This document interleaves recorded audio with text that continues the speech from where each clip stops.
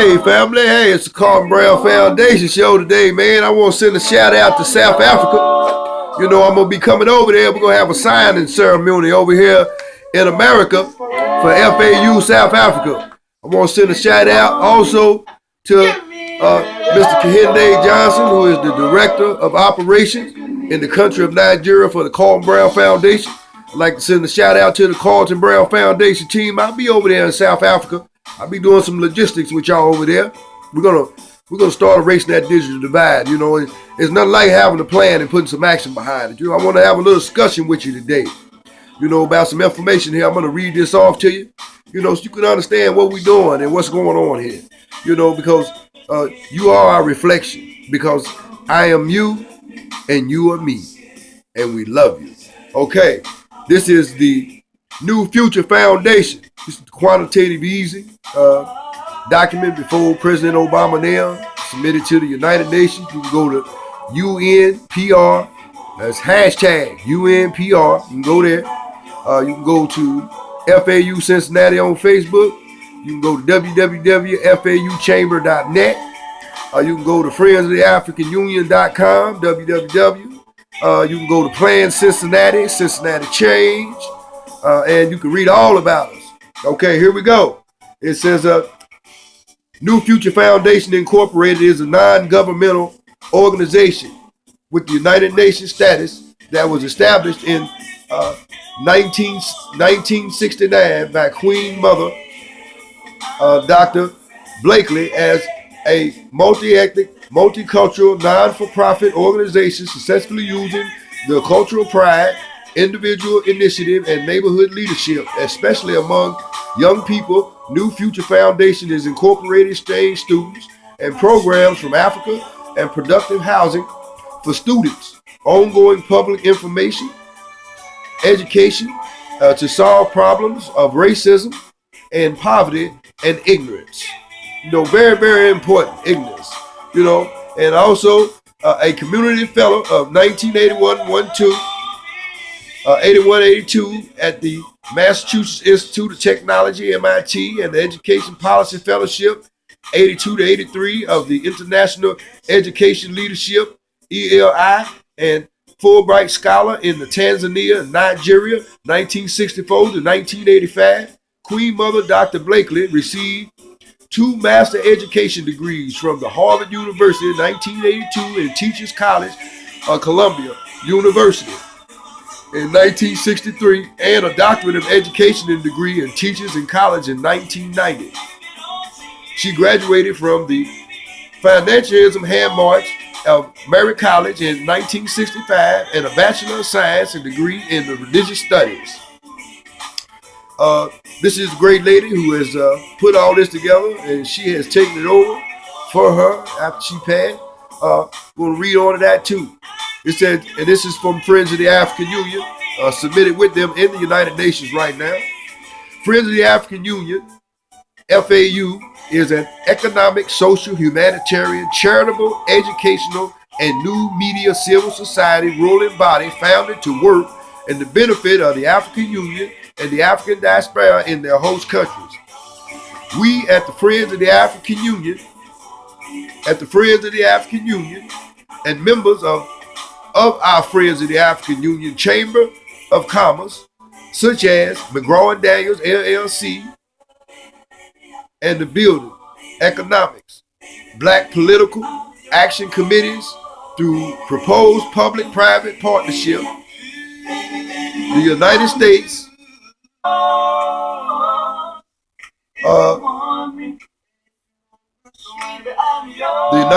of Africa, accept the projects of the New Future Foundation. It should be funded out of the fund request of $5 trillion.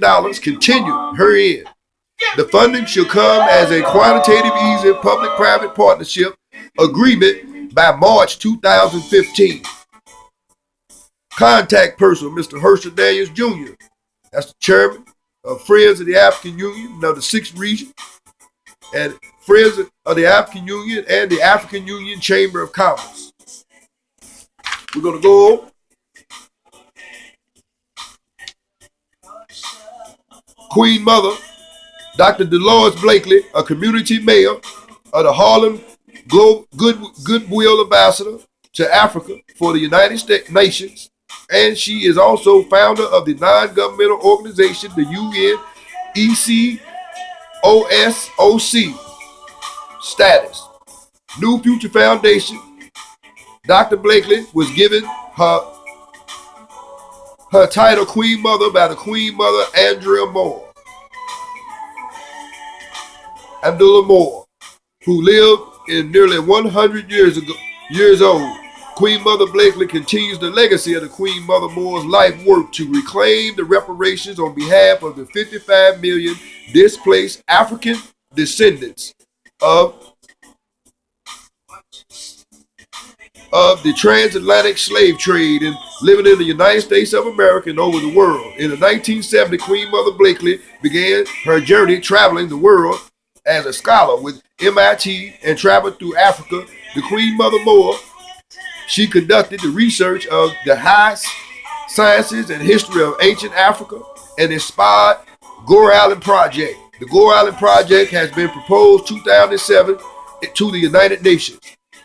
Members of the Congressional Black Caucus, President Barack Obama, Congressman Charles Rangel, and several community organization leaders in the U.S. and Africa, Queen Mother Blakely, the concept of the Gore Island Project would enable 55 million displaced African descendants of the world to travel back to Africa for seven and a half hours across the transatlantic ocean of the Middle Passage of slavery for a reflection, healing, and transformation process, facilitating and tracing of their roots through DNA analysis will foster a reconnection to their tribes, culture, and homeland. In the spirit of the Queen Mother Moore, Queen Mother Blakely now calls on the African member states of the United Nations to take the lead in providing the forum, effectively tackle and preparing issues and reparations by utilizing the Gore Island Project as the best practice line in the original call for Europe, made by her. This is a great lady. They have put in a lot of excellent work for the future, economic future of all our generations to come. It goes on. Trader and statesman of Tanzania, Julius Cameron, before the United Nations in 1958. As part of the Gore Island Project, New Freedom Foundation has proposed the establishment of a sacred healing resort center in the United States and Africa in the process of healing the human resources and African Skills Corp Center with a current academic skill depletion. The center has a sustainable economic plan that will encourage the skilled professional, almost 55 million African descendants return to the motherland of Africa and ascent in the international investing and replenishing vanishing resources.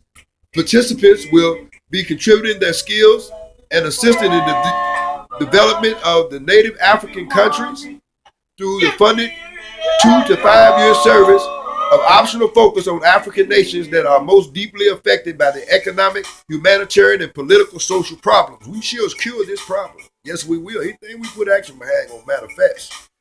The participants of the African Corps will be rewarded in the currencies of their choosing, considered to their current earning power in the United States as a way of preventing disinterest based on economic factors. That's what we need, African people. There will be an African Skills Corp Fund that will be funded directly with the African nations, member states, and the United States, and directly managed with the supervised by the body of chosen of the United Nations. The Skill Corp Fund will provide the funding and propose for Human Resource Skill Bank. We estimate the sum of $3 trillion will be needed to kick off the Gore Island Project. We intend to establish the branch of the Skill Corp Center in Harlem, New York City. There are other branches in Dar es Salaam, Ajabad, Dakar, and with open invitation to all governments to to peoples of the motherland continent to partner with us in establishing a center in every capital city of Africa. Absolutely amazing. Yes, and this one here is from the African Union. That's our response to this. That's our seal right here. That's the seal, the great seal of Friends of the African Union. We at the Friends of the African Union, FAU, and members of our Friends of the African Union Chamber of Commerce, and such as McGraw and Daniels LLC and Infinite Building Economics, Black Political Action Committees through our proposed public-private partnership, the United States of Africa, accept the projects of the New Future Foundation or the States United of Africa, because we are here to everything about our motherland. Inc. should be funded out of the funded request of $5 trillion contained herein. The process will be through digital and in-person meetings through March 28, 2015, adhere to the United Nations Human Rights Protocols. We are organization in this process and have to be committed to building the United States of America through voting, electoral process of the country, and the universal periodic review process. Committed to building the African Union and to contributing to the unification of development of Africa, our motherland. Committed to the assistance and participant of the African diaspora in joining the African Union and voting members and as American citizens. And D, committed to the recognizing of Africa and the motherland and the birthplace of humanity, and to use their networks to spread the word of the African Union 6-region process, implementation, creating the United States of America regional economic community equal to the 8 already established African RECs. Friends of the African Union is an economic, social, humanitarian, charitable, African, educational, and new media civil society ruling body founded to work for the benefit of the African Union and the African diaspora in their host countries. According to the Office of the Commissioner of Human Rights, the United States of America national government has the primary responsibility to implement recommendations contained in the final outcome of the Universal Periodic Review. We, the writers of the document of the New Future Foundation and FAU, we are in the United Nations. We ain't talking about it. We there. You heard the implementation process about our economic destiny. At the FAU, we will use the Universal Periodic Review as the basis to ensure that the United States is held accountable for the progress and the failure in implementing and recommendations centered around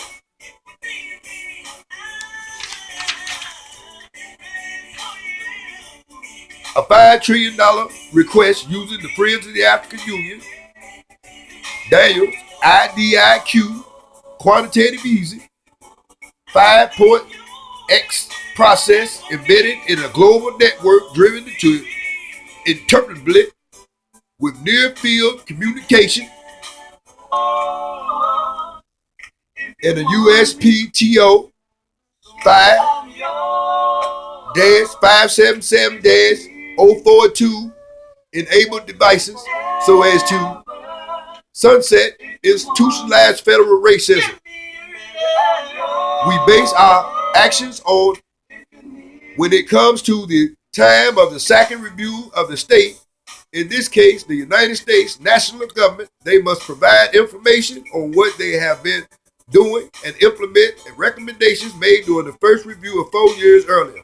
This document and subsequent documents was included. We included by reference. We look forward to the Congress of the African people that I convinced by signatures to this recommendation for the assistance of an international community implementing recommendations, conclusions regarding capacity building, technical assistance by March 2015 that will happen in a consultation with members of the African Union 6th region who live in the United States of America. I'll be doing the story up. It'll be on YouTube, Carlton Brown. It'll be on Facebook, FAU Cincinnati, Carlton Brown Foundation on Facebook, FAU Ferguson, United Methodist Men, Keys to the Kingdom on Facebook. Then all this will be on there. I'm going to be doing more stories, giving y'all more information. And y'all go to, remember, UNPR, hashtag UNPR on Twitter. Learn all about it. See the whole document for yourself. Information is power. And an advisory group, an FAU function to continue through the advice and an effective translation of the objectives, principles, and policies of the African Union, concentrate on programs to evaluate these programs, undertake studies recommended to demand necessary by organs of the African Union or the FAU, and submit recommendations according to carry out other studies deemed necessary, and submit recommendations as appropriate to contribute to the popularization, participation, and sharing best of practices and expertise in the realization of the vision and objectives of the African Union.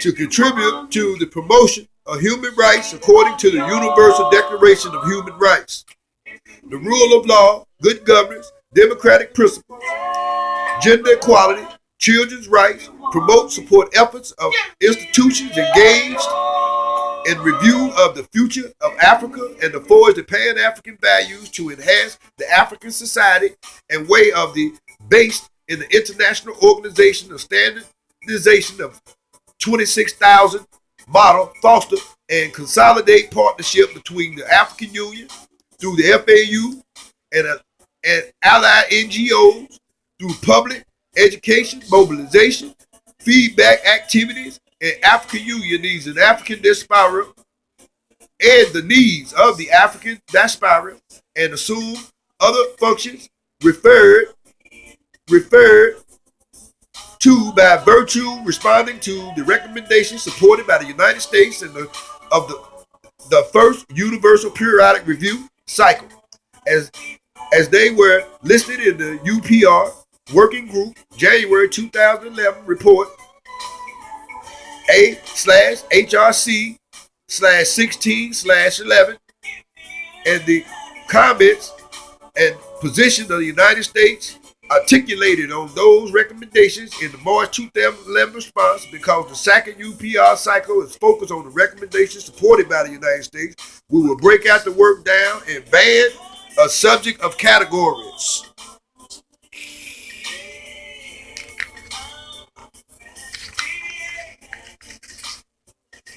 We'll read this here, then I'm going to save the rest for another time. Civil rights, ethnic, and racial discrimination. We look forward to meeting the UPR recommendations forward in the American law enforcement. We will use recommendations 96 and take appropriate legislative and practical measures to prevent racial bias in the criminal justice system based on example in cases in Ferguson, Missouri. And August 9, 2014, Ferguson police officer Darren Wilson shot and killed Mike Brown, an unarmed black 18-year-old. He was a recent graduate of nearby Normandy High School and was going to begin classes in Vernon College on Monday. The police left Michael Brown's body in the street for 4 hours, uncovered in plain view. P.O. Wilson stopped Michael Brown because he was jaywalking, not because police officers believed him as a robbery suspect. Wilson has been a police officer on the force for 6 years and he has no disciplinary action on his record. He has been put on paid administrative leave following the shooting. Brown was unarmed and is undisputed. St. Louis County Police Chief John Bamber said that the casing found on the scene was from the officer's weapon. Prior to the shooting, Americans had already widely discussing the history of police violence against black men, racial disparities, criminal justice system, and racism in the general. The conversation practically resonated as to the deaths of Trayvon Martin, Jordan Davis, Eric Garner, and others permitted through the national media and independent preliminary autopsy found Wilson shot Brown at least 6 times from the front. From the front.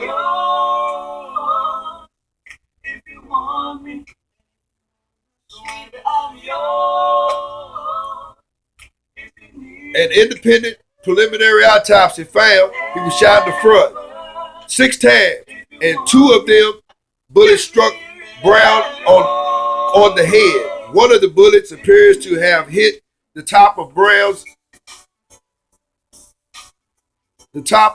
head. This one here looks like his head was bent downward.